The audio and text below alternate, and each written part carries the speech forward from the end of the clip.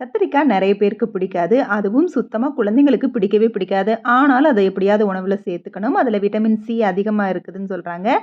பொரியல், கூட்டுனாலும் கத்திரிக்காவோட டேஸ்ட்டு நம்மளுக்கு அப்படியே தெரியும். ஸோ, அதனால என்ன பண்ணி அத எப்படி நம்ம உணவுல சேர்த்துக்கலாம் அப்படின்னா, கத்திரிக்காய், வெங்காயம், ஒரு வெள்ளைப்பூடு, பச்சை மிளகாய் காரத்துக்கு, அதோட மஞ்சப்பொடி, உப்பு சேர்த்து தண்ணி ஊத்தி நல்லா கொதிக்க விட்டுக்கலாம். இத ரெடி பண்றதும் ரொம்ப ரொம்ப ஈஸி. நம்ம ஏதாவது குழம்பு அவசரத்துக்கு ஏதாவது செய்யணும் அப்படின்னு நெனச்சா கூட, இந்த கத்திரிக்காய் கடைசல ரெடி பண்ணிறலாம்.